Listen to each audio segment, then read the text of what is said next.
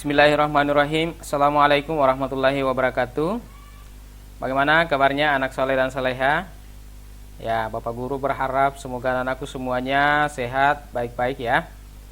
Nah, anak-anakku sekalian, alhamdulillah pada hari ini kita kembali bertemu melalui video pembelajaran ya. Jadi Bapak Guru berharap mudah-mudahan walaupun hanya melalui video pembelajaran, anak-anakku tetap semangat untuk belajar ya. Diperhatikan baik-baik apa yang Bapak Guru sampaikan supaya bisa dipahami dengan baik. Seperti biasa, sebelum kita masuk pada materi, Bapak Guru mengajak kepada anak-anakku semua untuk membaca doa ya, membaca doa sebelum belajar.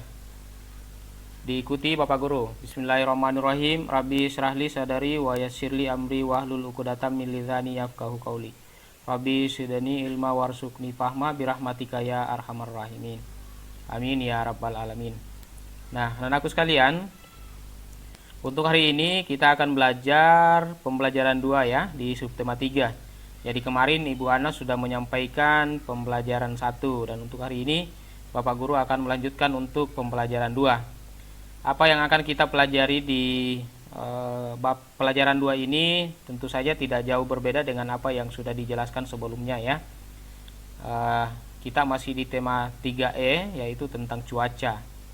Nah, untuk hari ini kita lihat saja pembelajaran kita ya. Seperti biasa, Bapak Guru selalu menyampaikan terlebih dahulu materi pembelajaran kita. Di pembelajaran 2 ini kita akan belajar 3 ya. Sebenarnya di bukunya 3 pembelajaran, tetapi Bapak Guru hanya akan jelaskan 2 karena yang ketiga ini Bapak Guru kasih warna merah itu berarti akan dijelaskan tersendiri nanti oleh guru olahraganya. Ya, yang pertama kita akan belajar menjawab pertanyaan berdasarkan teks yang dibaca. Ya, nanti akan disajikan sebuah teks ya, kemudian nanti anak-anakku akan dilatih untuk menjawab pertanyaannya. Kemudian yang kedua, kita akan belajar menyebutkan contoh sikap bersatu dalam keragaman. Ya, jadi nanti kita akan belajar juga tentang muatan PKN ya, anak-anakku bagaimana menyikapi tentang keragaman yang ada di sekitar anak-anakku sekalian. Nah, baik anak-anakku sekalian, langsung saja kita lihat materinya ya. Nah, yang pertama anak-anakku bisa lihat layarnya Bapak Guru, bisa juga anak-anakku langsung lihat di bukunya di halaman 66 ya. Sambil dilihat bukunya atau dilihat layarnya, Bapak Guru akan bacakan kemudian sambil kita jelaskan sama-sama ya. Nah, pembelajaran 2, ayo mengamati. Yang pertama, perubahan cuaca dan musim mempengaruhi kegiatan manusia. Salah satunya adalah kegiatan yang berkaitan dengan pekerjaan. Perhatikan gambar-gambar berikut. Pada cuaca atau musim, apakah pekerjaan di bawah ini lebih baik dilakukan? Ya, diskusikan dengan temanmu. Nah, coba anak-anakku perhatikan. Yang sebelah kiri ini, gambar A, itu adalah gambar apa ya? Iya, betul sekali, gambar nelayan. Kalau bagian B, ya itu adalah seorang petani yang sedang menanam padi. Ya, jadi kalau dilihat ini, ya tentu saja kalau pertanyaannya di atas musim apakah, ya tentu saja musim hujan ya, karena kalau musim kemarau ya petaninya tidak bisa, tidak ada airnya ya, sawahnya tidak ada airnya, jadi tidak bisa menanam padi. Nah, kemudian kedua pekerjaan ini dan pekerjaan-pekerjaan yang sejenis itu tentu saja dipengaruhi oleh cuaca ya. Contoh misalnya kalau nelayan itu memang tidak bisa sembarangan turun ke laut ya. Mereka harus memperhatikan cuaca. Kalau misalnya cuaca ekstrim, angin kencang tidak boleh turun karena angin kencang itu akan membuat ombak itu menjadi besar. Jadi itu bahaya buat nelayan. Begitupun dengan petani di musim hujan betul membutuhkan air, tetapi pada saat hujan deras mereka juga tidak bisa turun di sawah. Jadi tunggu reda dulu baru mereka bisa menanam padi ya. Nah, sekarang ini bacaan yang Bapak Guru maksud tadi di awal, kita akan baca sebentar, ada pertanyaan, nanti anak-anakku akan latihan untuk menjawab pertanyaannya. Bacalah teks berikut dengan cermat. Pengaruh cuaca terhadap pekerjaan. Banyak pekerjaan yang dipengaruhi oleh keadaan cuaca. Pekerjaan-pekerjaan tertentu memerlukan cuaca yang tepat agar dapat berjalan dengan lancar. Misalnya pilot, nelayan, petani, dan perajin. Nah, ini anak-anakku sekalian perlu diperhatikan Kalau misalnya pilot, ya tentu saja tidak bisa ya. Seperti kejadian yang baru-baru, kalau cuacanya tidak bagus, cuaca buruk, ya tidak bisa. Pilotnya tidak bisa bekerja ya, tidak bisa terbang karena nanti bahaya. Seperti kejadian Sriwijaya Air ini yang baru-baru jatuh. Ya, begitupun nelayan sangat bahaya ombak seperti yang Bapak Guru sampaikan tadi. Petani juga demikian, apalagi pengrajin ya. Nah, ini dijelaskan di bawah di paragraf kedua. Pilot perlu mengetahui keadaan cuaca agar penerbangan aman dilakukan. Ya, seringkali penerbangan dibatalkan ketika cuaca buruk, misalnya ketika terjadi badai. Cuaca yang buruk dapat mengganggu penerbangan. Ya, betul sekali ya.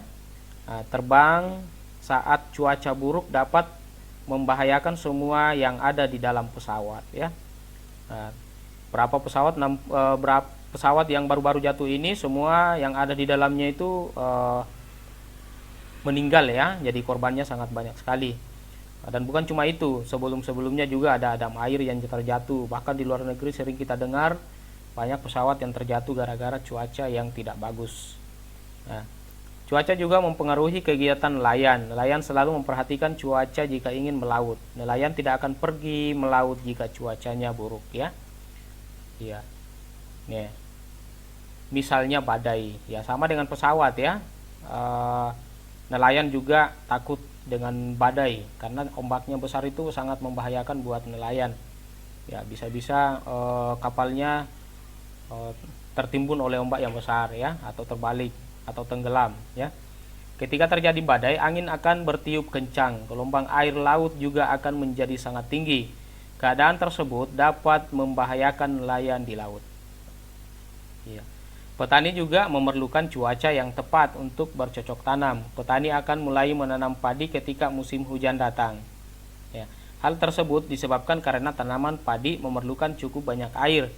Saat musim hujan, tanah menjadi basah dan lebih mudah ditanami. Air hujan juga dapat dimanfaatkan untuk mengairi sawah. Pada musim kemarau, petani dapat menanam tumbuhan yang lebih tahan cuaca panas. Misalnya mentimun, kacang panjang, jagung, dan umbi-umbian. Ya, jadi petani kalau musim hujan ya tentu saja sawahnya banyak airnya, bisa ditanami dengan padi. Tetapi kalau musim kemarau karena padinya tidak bisa ditanam, ya petani mengatasinya dengan menanam tumbuh-tumbuhan yang bisa bertahan dengan cuaca panas seperti mentimun, kacang panjang, jagung, dan umbi-umbian. Ya, tanaman-tanaman tersebut itu tidak memerlukan banyak air ya, tahan terhadap panas. Ya, daripada setelah menanam padi musim kemarau tidak dapat apa-apa lagi, kosong tanahnya, ya ditanami saja dengan mentimun, kacang panjang, jagung, dan umbi-umbian. Jadi begitu caranya petani untuk mengatasi musim kemarau. Ya, cuaca juga sangat mempengaruhi kegiatan para perajin. Ya, beberapa perajin membutuhkan sinar matahari yang terik dalam kegiatan mereka.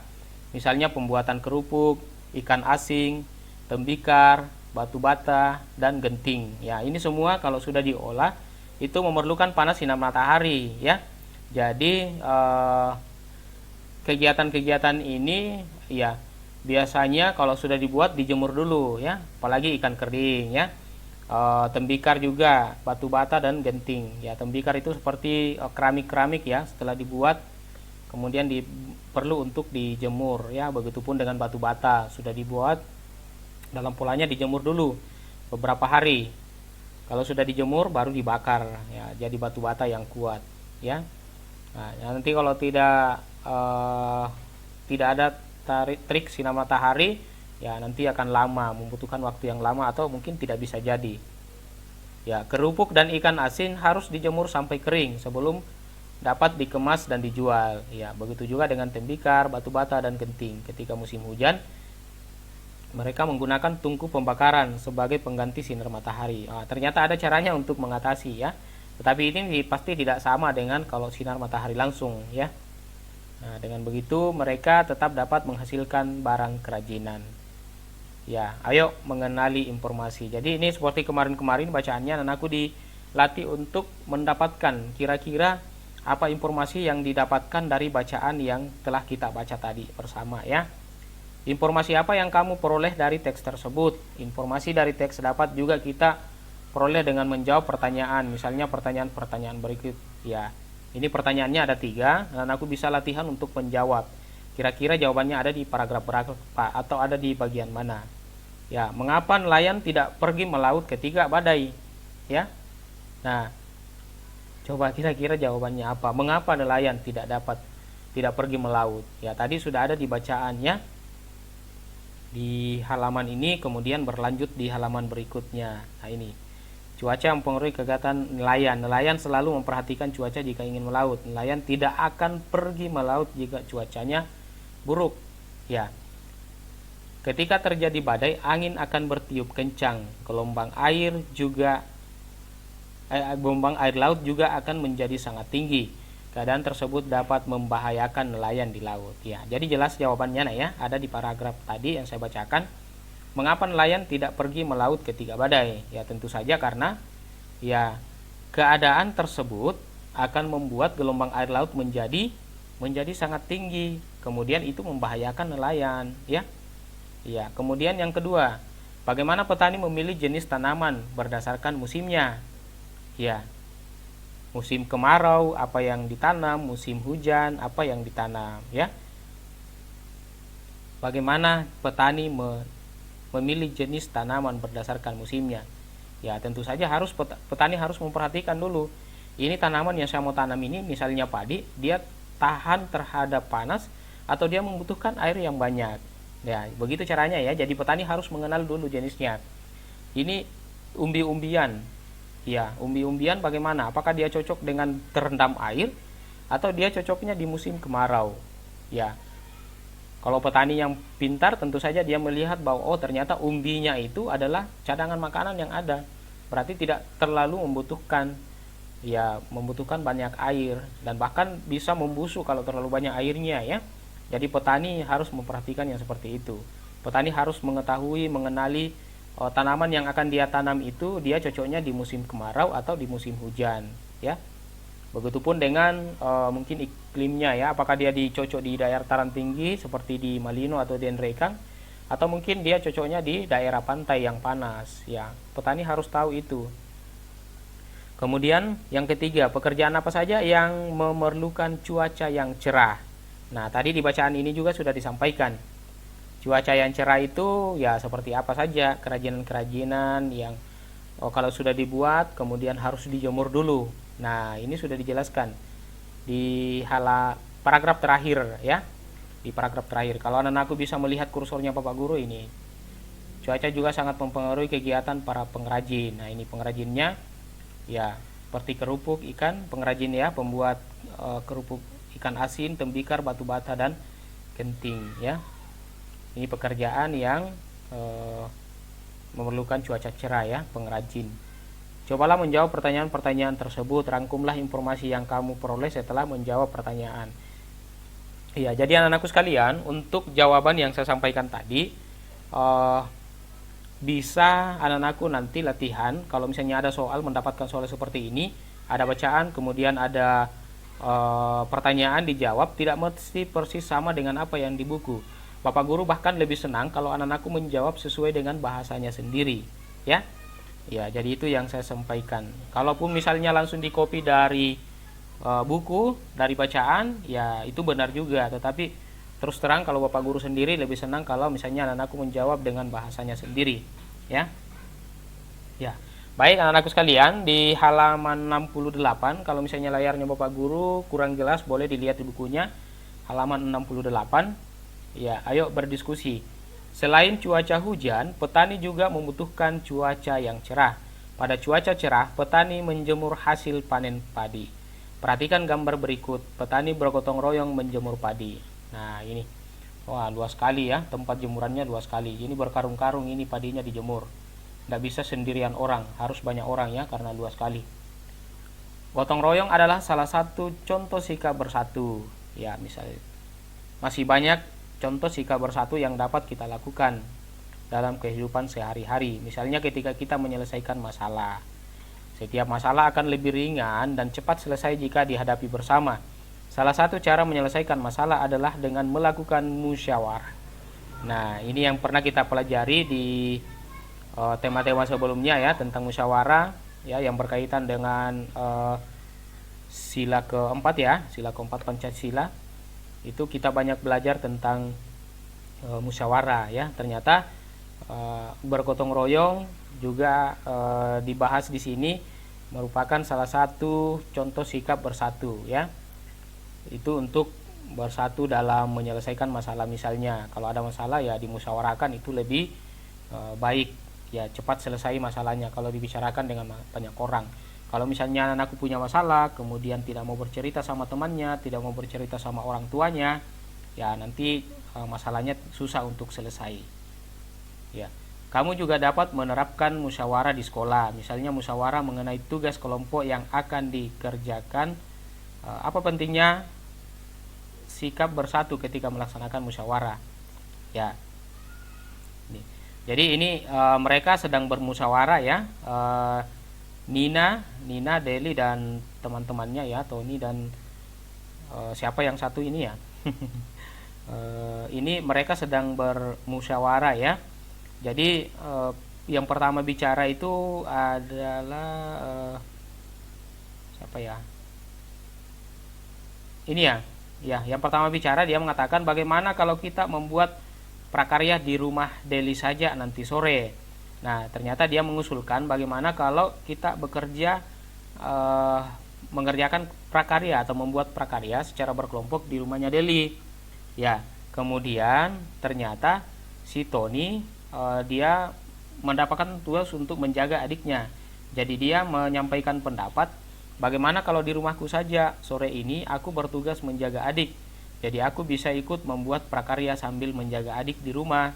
Nah, ini dia usulkan, daripada di rumahnya Deli dia tidak bisa ikut kerja kelompok karena harus menjaga adiknya. Dia tidak mungkin juga membawa adiknya ke rumah Deli. Nah, kemudian ternyata usulannya diterima dan Nina mengatakan, "Baik, Tony, kami setuju." Ya. Nah, jadi begini anakku sekalian, kalau kita bermusyawarah, jangan memaksakan kehendak kepada teman, harus menerima pendapatnya teman ya, menghargai pendapatnya teman, dan kita harus memberikan kesempatan kepada teman untuk menyampaikan pendapat. Nah, ini anak-anakku sekalian, yang terakhir ini di halaman 68, ini yang tadi saya materi yang Bapak Guru kasih warna merah karena ini adalah materi PJOK. Jadi nanti akan disampaikan oleh guru olahraga ya. Nah, kemudian kita sudah ada di penghujung karena kita sudah mendapatkan latihan ya. Jadi ini adalah tugas latihan.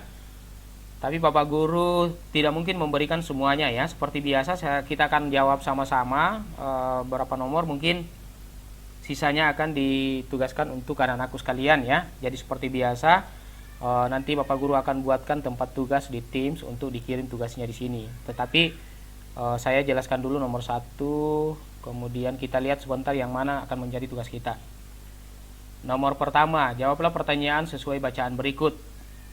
Indonesia memiliki keragaman jenis tanaman buah-buahan. Tanaman buah tersebut berbuah berdasarkan musimnya. Misalnya musim berbuah pohon durian adalah di bulan Januari hingga Februari.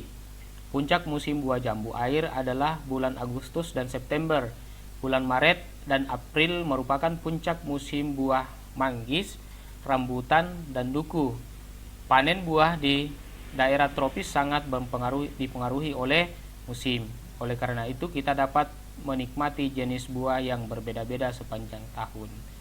Ya, coba bayangkan anak-anakku kalau misalnya Januari semua pohon berbuah, kemudian nanti bulan September kita tidak bisa lagi mendapatkan buah-buahan. Tapi karena ternyata kuasanya Allah Subhanahu wa taala sehingga diatur sedemikian rupa ya. Buah itu berbuah, pohon itu berbuah sesuai dengan musimnya karena dipengaruhi oleh musim ya. Jadi dipengaruhi oleh musim. Nah, di sini pertanyaannya, pada bulan apakah biasanya buah rambutan dan duku banyak ditemui? Nah, di sini aku bisa cari di sini di paragraf ini, di bacaan ini ya. Pada buah apa biasanya ditemukan rambutan dan duku? Di sini sudah dijelaskan ya, rambutan dan duku di mana dia?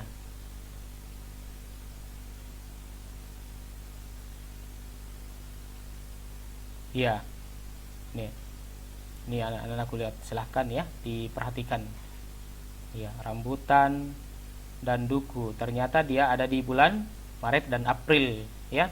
Kemudian yang B, buah apa saja yang dapat dipanen pada bulan Januari. Nah, coba dicari lagi di sini. Di bulan Januari itu buah apa saja yang dapat dipanen di situ. Ya, silakan dibaca kembali teksnya. Nah, ternyata di sini dijelaskan bahwa durian adalah di bulan Januari hingga Februari. Jadi di sini di Januari berarti ya durian ya. Nah, durian. Oke, yang kedua, tuliskan 3 contoh sikap bersatu ketika berdiskusi atau musyawarah. Nah, ini jawabannya tadi sudah saya jelaskan di awal ya, di gambar berdiskusi itu. Jadi anak-anakku yang harus diperhatikan sikap bersatu ketika berdiskusi atau bermusyawarah, anak-anakku harus memperhatikan sikap-sikap diantaranya. Kita harus menghargai pendapat orang lain atau pendapat teman bermusyawarah atau teman berdiskusi. Kemudian yang kedua, ya, anak-anakku harus bisa memberikan kesempatan kepada orang lain untuk menyampaikan pendapat, ya. Jangan menguasai dia sendiri yang bicara, tetapi menyampaikan, memberikan kesempatan kepada orang lain.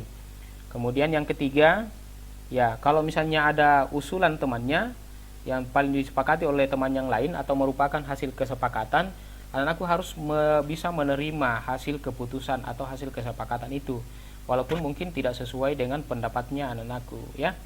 Nah, dan masih banyak lagi sebenarnya, tapi di sini cukup 3 saja yang disampaikan ya. Dan kemudian yang ketiga, bacalah cerita berikut. Anton, Wida, dan Lita sedang melakukan kerja kelompok.